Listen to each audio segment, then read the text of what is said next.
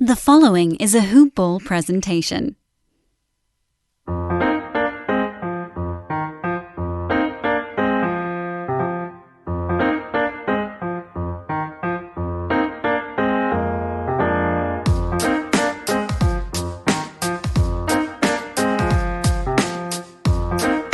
Hoop Ballers! Welcome back to another episode of Today in Sports Betting. It is Tuesday, 2:45 on the Eastern Seaboard, and my name is Ira Silver, your host for today's episode. I got my main man, Devin, Ellington, alongside with me, and as always, a wonderful, fantastic addition to the crew, John Ryan at John Ryan Sports. Devin's at DALE007 on Twitter. I'm at Ira Silver Magic. Before we jump into today's slate, and, it's a short one, we got baseball, but we're going to look into some football, some NCAA, and preview some of the matchups, maybe get some early line value. Before we do, as always, let's give a shout out to our sponsors over at manscaped.com. Go check out their new and improved Lawnmower 3.0 with their water-resistant technology. It's fantastic. I love mine. I know you guys love yours. Go check one out. Go to manscaped.com. Type in the promo code HoopBall20. That's HOOPBALL20 at manscaped.com. Get 20% off and free shipping. Fantastic deal. I highly recommend it. Devin, John, how's it going, buddy? It's going pretty well. Ira and Devin, glad to finally be on here. We're having some audio problems, but glad to be here. Yeah. I survived a phone jacking, and we're going to talk some awesome sports. So I'm glad to be back in my safe spot. Awesome. All right, well, let's kick it off with some MLB action today. We have Game 1 of the World Series finale here, and in this series we have the Tampa Bay Rays, and as Vince Scully always says, it's time for Dodger baseball. We got Clayton Kershaw on the mound, the lefty for the Dodgers, and Glasnow on the mound for the Rays. Dodgers come into the series as a whopping $2 favorite. You can get it a little lower if you want, but we have a price there around $2 on the Dodgers. Tampa Bay coming back around anywhere from plus 160 to plus 180. Tonight's game 1, we got Kershaw versus Glasnow. Dodgers minus 170, Rays plus 140, over under 7.5 runs. I'll throw this one to you, Devin, first. What do you got for us tonight in Game 1, and if you like anything in the series here? Well, as we talked off camera, I talked a little bit about my futures tickets kind of coming into collision here, and I was trying to figure out how, and this was pre-series price flop. I have that 6-1 futures World Series bet for the Rays. I have the 3-1 for the Dodgers.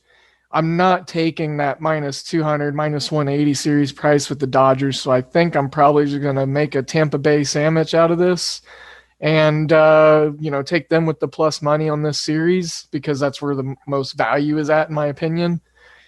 And with their bullpen, I think they can get it done in 6 or 7 games if they play right and they hit the way that they did throughout this postseason in the spots that they need to. This game specifically, we got postseason Kershaw making a start. He's got 3.23 as far as the earned run average goes in this postseason. Glasnow is a stud. If I'm going to back the Rays, I might as well back them from the get-go. Tampa Bay first 5 is pretty enticing to me because of Kershaw. But those are my general thoughts right now. I like Tampa Bay as an underdog, as we have extensively throughout the postseason. And John, we all talked offline, and we were all shocked by this number when it came out. Dodgers minus $2 to win the series. Where do you think this number should have opened? Where do you think it should be right now? I'm seeing right now an updated series price minus 220 on the Dodgers, plus 170 on the Rays, according to MyBookie.ag. It's a little crazy to me. I think this Dodger team is very beatable here by this specific team in general, this Tampa Bay Rays. John, give us your thoughts, A, on the series, and B, on tonight's game as well. The price I thought would come in around minus 175, 180 on the Dodgers. So the fact that it opened higher than that and it's moving higher still, it's hard to understand. I think that's a lot of risk. But there's ways to play around it, as Devin was saying, even with the Rays. the Rays definitely have an undervalued price. So they're the most attractive team of this matchup by far. With the Dodgers, you mentioned Glass now, and the Dodgers are, of course, the number one scoring team in Major League Baseball this year at 5.8 runs per game. And they love fastballs. And that's what Tyler Glasnow's power pitch is. And, we saw him throw 5 pitches at 101 miles an hour in the first inning of his second to last start. And you said it right, too. I love Clayton Kershaw. My heart wants to see him get the MVP award. And, maybe one of the few times I bet with my heart. Just so many agonizing defeats in the World Series and just bad starts. And it's unfortunately, it's tainted his career, his regular season career. But now it seems like he's reinvented himself. He's barely throwing over 90. And he's getting even a better strikeout to walk ratio in this season than in many seasons past. So what you'll see tonight is 2 different styles of pitching. You're going to see one that the ball is going to look like a pea, and then you're going to see another guy, throwing frisbees and all sorts of neat stuff. And Kershaw does throw a knuckle curve, which is I wish I had a ball here. I could show it for those that don't know. It's a 2-seamer with the index finger tucked under the ball, so your knuckles like that, and then the middle finger's on top of the seam. And I've coached baseball for a long time, and in the youth level, 13 to 18U. And I just wish parents would stop having their 10-year-olds throw curveballs going like this. You never see a pro do that when they do it in slow motion. And a spike curve is throwing a 2-seamer as hard as you can. And because there's only one finger on the ball, it's very hard to pick up. And Kershaw's not the only pitcher that throws a knuckle curve either. It's pretty popular. It'd be a good pitch for Glasnow to pick up because then he would be just about unhittable. I got off the rails there a little bit, but I'm actually I'm going to have to bet a 6-pack with Devin here because I know I said a couple of weeks ago the Rays look like the team of destiny, and now I've kind of switched gears a little bit after I run the numbers. Of course, not all my plays win. So I think I might do that with Devin. I'll offer a 6-pack of his favorite flavor, and I'll give him mine after the show, and we'll see how it rolls. I love it, guys. The Dodgers in the series, and I like the Dodgers tonight with Kershaw. I love it. John, I think I may have found the issue with your audio. Maybe you want to turn that fan off in the background. That may be causing what's going on. Maybe that'll fix some things, guys. Sorry about the audio from John there. I'm not really sure what's going on. Yeah, we apologize. No worries. We do have some NCAA lines to get to, and let's cover a few games that we have coming up in this week's college football slate. I do want to kick it off here and get Devin's thoughts. I know we talked offline a little bit, and we got ULL Lafayette against UAB. UAB's -1.5 point favorite right now, or you can take them on the money line at -125 to win the game. Over under in that game is 50 points. Devin, give us your thoughts on this game and make us make heads or tails. I know you like one starting quarterback better than the other and one team better than the other. So why don't you lay it out for the listeners right now? Right. Excuse me, guys.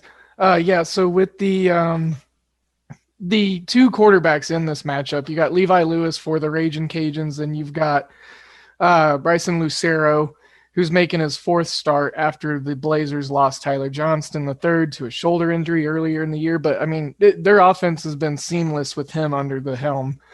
Not to mention UAB, the Blazers, they've got Spencer Brown, the 4th leading rusher in all of college football. He has a solid offensive line in front of him, and all you need to do is go and watch this offensive line play against the teams that they've played against. And you're going to understand why I like them, because they're just so much more physical and in tune. One of the points I made for UAB this last week, winning big, was the fact they, had a bye week to get everything in harmony. Not that it was out of tune, but that offensive line in the run game just went back to where it was most maximized and not a lot of effort from what it seemed like that they had to expel. They were just smooth, and Spencer Brown had so many lanes to run through. And I bring this up because ULL, they give up 196 rushing yards per game. And right now on their injury report, they're down a few of their defensive linemen that are pretty big pieces to their, success stopping, the run. First and foremost, they lost Brandon Bishop, their tremendous safety, who could probably go into the NFL draft. He broke his tibia last week.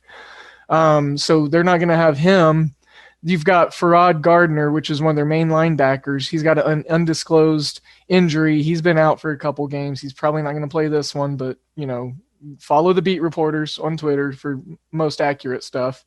And then Malcolm Rollins, a defensive lineman, he's got an upper body issue. He's questionable. He's been in and out. So, UAB has 0 guys on the injury report right now. They're completely clean and unscathed. And with this running offense that they have and the metrics that they have head to head with ULL, it's not very far off from UAB being at least a 7-point favorite, in my opinion. UAB is, a top 10 ranked team as far as first half success rate and measures. Lafayette is ranked about 80th. So if you want, I'm seeing UAB to win the first half at, minus 110 or minus, or even money in some places. So I would even go that route. And maybe look at a first half team total for UAB. I'm 2-0 on those this year. It's just got to be the right spot, right value though. You know what I love right now about this week's college football slate is we got some chase games, guys. So if Saturday during the day doesn't work out for you, we got some late games with some conferences that are back. We got Air Force San Jose State, late night, San Diego State, UNLV, Texas State, BYU. And we even got a Hawaii game, but that's going to be a little bit earlier because that's going to be in Fresno State as well. So I'm excited for my late night chase games. It's been one of those things where I just like to have action, and Saturday night might as well stay up a little bit later and drink some more Malbec. Have a good time. There was one line that stuck out to me here. I want to get your thoughts on this one. If anyone has anything particular to say, something wise or otherwise, and that is Notre Dame minus 11 at Pittsburgh. Pittsburgh is a 11-point dog at home, over under 43.5 here. Listen, I watched that Notre Dame game against Louisville. I took a little bit of a stab with the over. It didn't work out so well, but that Notre Dame team just didn't look right against a horrendous Louisville defense. And now, if Pickett can come back and be healthy for this game, you would think that Pittsburgh shouldn't, 11 points seems like a lot as a home dog for Pittsburgh. Well, let's see if John's fixed his audio here. John, any thoughts for you on this game? Well, I do. And how do I sound? Nope. It's not so great, but we'll plow through it and get through this episode, and you might need to go buy a new mic. Yeah, I just got this one too. It's well, anyway. Well, you probably blew it. You probably blew it out from all the excitement you've been having. Oh, that's true. Yeah, we'll talk about that shortly before the mic blows up, I guess. Pittsburgh's been really inconsistent the last several weeks, and this line, when I looked at it when it first came out, I did the same thing. I did a head scratch. Notre Dame looked terrible against Louisville. 4 field goals, I believe, is what they ended up with. And I had Louisville, but the bet was predicated on the fact that Louisville was going to have close to 500 yards of total offense, and the same for Notre Dame, and it was going to be 49-48 and a barn burner. And what we got was it wasn't even a defensive struggle. It was a mishmash of mistakes and crazy, typical of the year of 2020. But anyway, Pittsburgh, I think, is the play here if you can trust them. You have a situation here that's really unusual.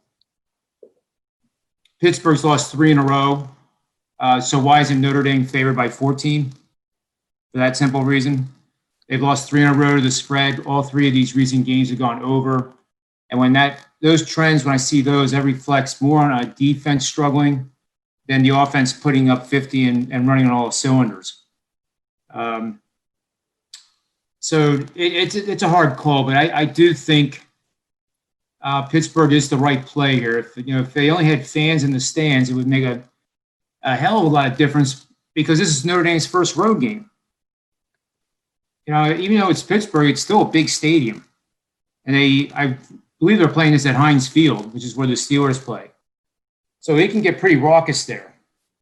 But anyway, I think that's the play here on Pittsburgh, and a lot of the math that I've initially run here supports them. Yeah, I agree too. Another game that stuck out to me, and I'll throw this one to you, Devin, first, if you have any thoughts. Otherwise, I'll move it on over to John. And that is the Auburn-Mississippi game. Ole Miss is a 3-point dog at home to Auburn, who is led by Bo Nix with his bag of horrendous tricks and throwing picks. I'm on Mississippi. I'm on Ole Miss at +3 at home. They put up a ton of points. I don't expect Bo Nix to keep up here with the Ole Miss offense, no matter how bad the Mississippi defense may be. Any thoughts for you here, Devin? Not anything extensive other than the fact that my Bo Nix ticket is out the window for the Heisman. So yeah, you can light that one on fire. Yeah, I already did. I made a nice s'more with it too. That was not good. Yeah. So no true opinion here on this one from me. All right. John, you got any thoughts on that game? I really don't. Give us one college football game you're looking forward to this weekend. We only have about 8 minutes left on the show here today. It's going to be a short one, but give us one, maybe two games that you're looking at to lay down the hammer on this week. Well, one of them is Tulsa on Friday night. And Tulsa is a team that is really got the act together, in my opinion, and watching their game film. I watch the condensed versions. That way I don't have to watch 22 different TVs in a sports bar and drink too much. So, on a Saturday after I get done mowing the lawn and all that stuff, I watch the condensed versions. And Tulsa, believe me, is more than a 10-point favorite in this game. I think 10 is an absolute steal. Probably the most undervalued line I've seen in this season. That doesn't get you to the chance to cash a winning ticket, though, but they are undervalued in this game, and I think they could win this, in a score of 42-17 type of stuff. So I think I have a system here I can share, too, that's done pretty well. This one's 67% winners last 10 seasons. 9 of the 10 have had profitable seasons. I don't mind having one losing season when you have 9 others. So you're going to play on road teams that are playing against a bad team. And South Florida, by definition, is a bad team. I don't mean any disrespect to the program. They're just a bad team this year. This team has to be coming off 2 consecutive overs and has been outscored by their opponents by 10 or more points per game. And that's it. So you have a situation with Tulsa, who I think is running on all cylinders. They have no signs mathematically of having a letdown or a reversion back to the mean. And if anything, they're going to play better than they have in the previous games this year. So I like that one quite a bit. All right. Any thoughts on NFL? You have a game in mind for the NFL on Sunday? I do. Do you want me to do that one, or you want to go to Devin? Or let's hear your one pick for the NFL. Well, it's Thursday night, and we all know wow. What a stinker of a game that one is. Hosted in Philadelphia, and you just shake your head when you look at the Eagle film. I mean, it's not a laughing matter anymore. It's an absolute horror show. And they're 1-4-1 and half a game out of first place because of what we saw last night. And I know Ira had the Arizona Cardinals last night, which made them go 5-0, I think, for the weekend. Yes, sir. 5-0 Super Contest, 5-0 Circa Millions. It feels a little good. 9-1 in both the contests in the last 2 weeks. So hopefully a couple more good weeks and I'll win a little quarterly prize. So keep my thoughts and prayers and my picks in mind. Yeah, that's excellent. Tooting my own horn, I had a couple of surprises. Last week's show, matter of fact, I can tell you that I did not take the Cleveland Browns because I was made aware of Baker Mayfield's injury really may not have been what it was. And obviously he was not playing at 100%. And that was a good call. And that kept me off that game. And that has nothing to do with supercomputers and machine learning. It's just, talking to people that are knowledgeable. And the more you talk to people, the better. And that's Absolutely. what these things are all about. But we are pulling for you, Ira, to win that circa quarter contest, because then you can buy me a new microphone and all kinds of neat stuff. Absolutely. Maybe some IPAs. So what do you got for Thursday night? We got about 4.5 minutes remaining on today's episode. Believe it or not, the play's on the Giants. It's just I'll give you the system that supports them. And while I'm pulling that up, Peterson is 5-0 on Thursday nights. 2 of those wins are against the Giants. So you would say, why am I on the Giants? Well, the Eagles are just in a horrible situation. They have massive amounts of injuries. They had Miles Sanders now on the questionable list. Zach Ertz is out. He'll be out for at least 4 weeks with his injury. It's just a nightmare. The Giants here are in a system that hits 83% winners, and you're playing on road dogs of 3.5 to 9.5 points after 2 consecutive games in which they had 1 or 0 turnovers, playing an opponent, a host, that had forced no turnovers in their previous game. So the Eagles forced no turnovers in that game against the Ravens where they were getting blown out. And then with 4 minutes left, they had a chance to tie it up.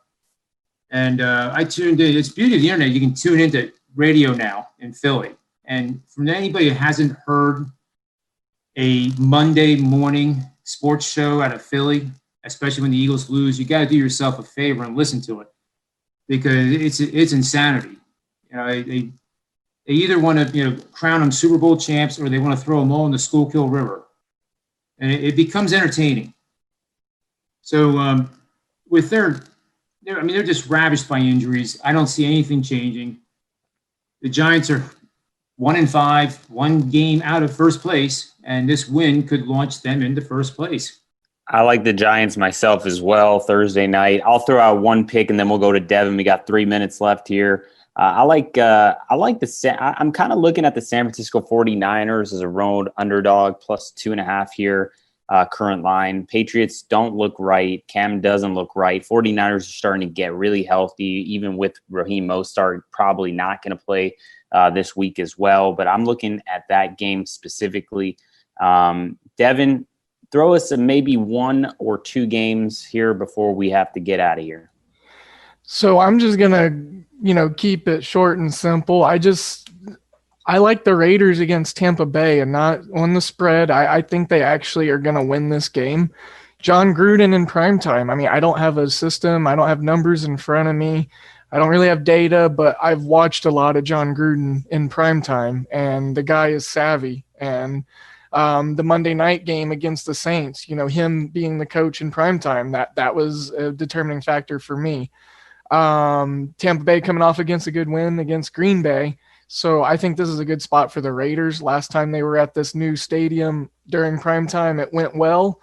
And like I said, I think this Raiders team is going to be a playoff team. So me and Chiefs Twitter Kingdom got into a little tissy a couple weeks ago. So we'll see. They've beaten some quality teams this year, and you got a great coach in John Gruden. So yeah, I like both those ideas. Yeah. Oops. So yeah, that's where I'm at on those, and nothing else really for the NFL right now for me. Doing some deep college dives.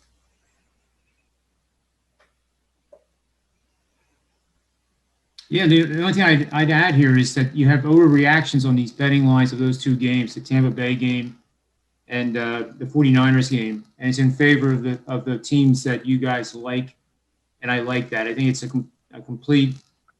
If Tampa Bay didn't really pummel Green Bay, right? Green Bay, Rodgers threw a pick 6. the score looked like it was a blowout, but if you look at the data, it wasn't nearly as dominating as the final score was. So I think the betting public is overreacting there, and you guys are on the right side with the Raiders. And one other game I like before we get out of here, Carolina plus 7.5 on the road against the Saints. Teddy Bridgewater revenge game. That's all the time we have for today. John Ryan at John Ryan Sports 1, Devin at DALE007. I'm at Ira Silver Magic. Go to manscaped.com. Type in the promo code HoopBall20 for 20% off and free shipping. Thanks, guys, and we'll see you mañana. You got it. Thanks.